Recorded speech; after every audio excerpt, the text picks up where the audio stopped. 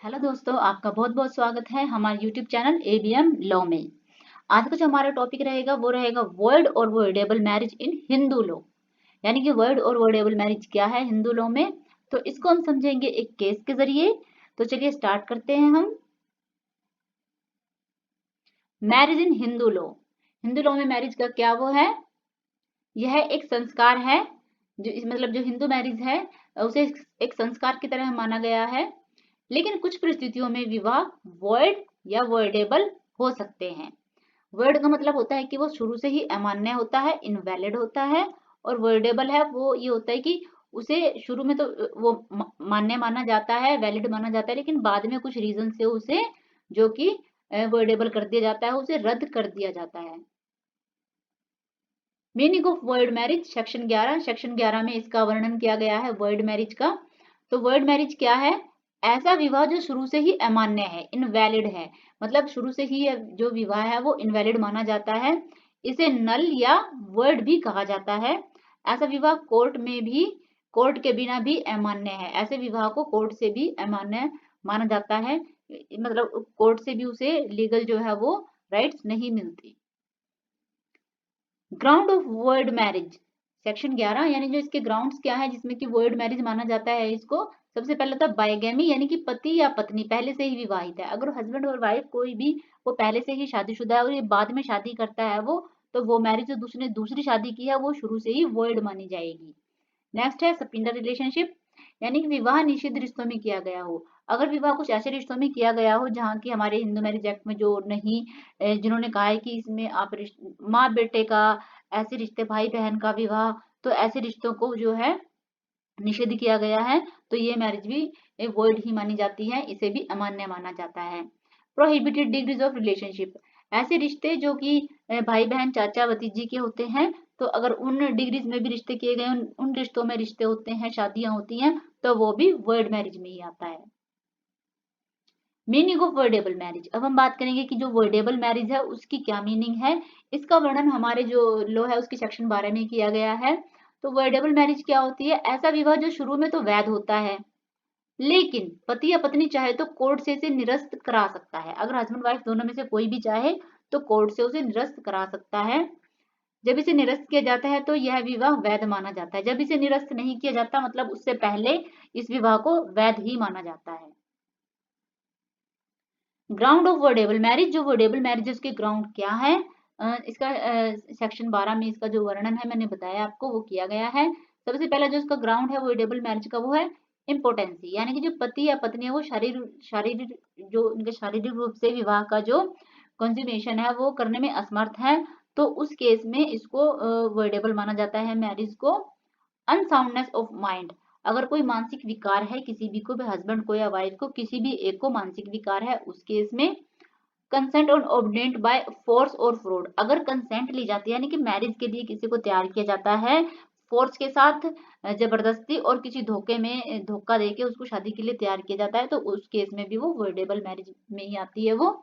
Pregnancy by another person, अगर विवाह के समय पत्नी किसी अन्य पुरुष से गर्भवती है तो उस केस में भी ये वर्डेबल मैरिज में ही आता है।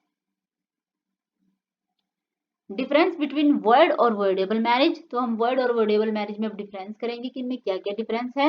ये हमारे पॉइंट्स है, validity, section, consent, court decree और ये चिल्ड्रन। सबसे पहले हम बात करेंगे जो वर्ड मैरिज है, इसमें जो वैलिडिटी होती है वो होती है शुरू से ही अमान्य होती है। जो वैलिडिटी है वर्ड मैरिज में शुरू से ही अमान्य होती है, इसे शुरू से ही इनवैलिड कहा जाता है। और वर्डेबल में इसमें शुरू में तो इसमें जो है वैध होता है, लेकिन बाद में कोर्ट चाहे तो इसे रद्द कर सकती है। सेक्शन है इसके, जो वर्डेबल मैरिज है उसका वर्णन सेक्शन 11 में किया गया है, और जो वर्डेबल मैरिज है उसका वर्णन सेक्शन 12 में किया गया है। कंसेंट, वर्डेबल मैरिज में कंसेंट जरूरी नहीं, और नहीं, वर्ड मैरिज में कंसेंट जरूरी नहीं, और जो वर्डेबल मैरिज है उसमें फ्रॉड फोर्स होने पर इसको कोर्ट रद्द कर सकती है। अगर मैरिज फ्रॉड से या फोर्स से की गई है तो फिर कोर्ट निर्णय देके इसको रद्द कर सकती है। अब इसकी बात करेंगे हम कोर्ट डिक्री की। कोर्ट के बिना भी अमान्य है, अगर ये बात अगर इसका जो वर्णन है वो कहीं पे भी नहीं होता, तो मतलब जो है कोर्ट भी से शुरू से ही अमान्य मान के चलती है कि ये मैरिज है ही नहीं है। कोर्ट एनुलेंट होता है इसमें, एनुअलमेंट होता है इसमें जरूरी, यानी जी कोर्ट पहले इसमें डिसीजन देती है। जब तक कोर्ट का डिसीजन नहीं आता तब तक ये शादी जो है वैध मानी जाती है। उसके बाद निर्णय होता है कि ये शादी वैध है या अवैध है। चिल्ड्रन की बात करें तो चिल्ड्रन इसमें लेजिटिमेट माने जाते हैं। जो वर्ल्ड मैरिज है इसमें चिल्ड्रन होते हैं, उन्हें कानूनी अधिकार होता है, अंडर सेक्शन में उसका वर्णन किया गया है। वो लेजिटिमेट माने जाते हैं, वैध माने जाते हैं। और जो वर्डेबल मैरिज है इसमें भी जो चिल्ड्रन है वो वैध ही माने जाते हैं। इसका वर्णन सेक्शन, इसका भी वर्णन जो है वो सेक्शन 16 में किया गया है। इम्पोर्टेंट केस, अब हम केस के बारे में बात करेंगे कि जो इनके केस हैं वो कौन से थे। तो इसमें हमारे पास दो केस हैं। एक केस है वर्ल्ड मैरिज का, इसमें है यह यमुनाबाई और अनंतराव का केस है, ये 1988 का केस है ये। नेक्स्ट हमारा जो है वो वर्डेबल केस है, ये है अनुराग मित्तल और शैली मिश्रा का केस है ये। तो चलिए हम देखते हैं इन केस के बारे में। अब पहला जो हमारा केस है वो रहेगा यमुनाबाई और अनंतराव का, ये 1988 का केस है। इसमें जो फैक्ट थे, जो तथ्य थे वो ये थे कि जो अनंतराव ने अपनी पहली पत्नी के जीवित रहते हुए यमुनाबाई से दूसरी शादी कर ली। यानी जो अनंतराव था, पर्सन था, जो उसने मेल था, जो उसने अपनी पहली बीवी थी उसके पास, लेकिन उसकी वो जीवित थी और उसके बाद भी उसने दूसरी लड़की से शादी की जिसका नाम था यमुनाबाई। अब इसमें इशू क्या था, क्या मुद्दा था, क्या दूसरी पत्नी को वैध पत्नी का दर्जा और मेंटेनेंस मिलेगा? यानी जो दूसरी बीवी थी क्या उसे वैध पत्नी माना जाएगा, उसे लीगल वाइफ माना जाएगा और उसे मेंटेनेंस मिलेगा? तो कोर्ट का ये जजमेंट आया, ये निर्णय आया कि जो सुप्रीम कोर्ट ने कहा कि यह शादी वॉइड है, यानी कि यह शादी शुरू से ही अवैध है ये, क्योंकि उसकी पहली पत्नी जीवित थी। अगर आप दूसरी शादी करते हैं तो यह अवैध मानी जाती है। क्योंकि जो हिंदू मैरिज एक्ट है 1955, उसमें यह जो बाईगैमी है, जो द्विविवाह है, जो वो वर्जित है। यानी कि जो हिंदू मैरिज एक्ट है उसमें ये कहा गया है कि आप एक पत्नी के जीवित होते हुए दूसरी अगर किसी से शादी करते हैं तो वो शादी आपकी जो है अवैध मानी जाती है।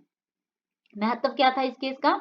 दूसरी पत्नी को पत्नी का दर्जा नहीं मिलेगा, यह केस वॉइड मैरिज का प्रमुख उदाहरण है। यानी कि जो दूसरी वाइफ है उसे कभी भी आपकी वाइफ होने का दर्जा नहीं मिलेगा, उसे लीगल राइट्स नहीं मिलेंगे, मेंटेनेंस नहीं मिलेगी।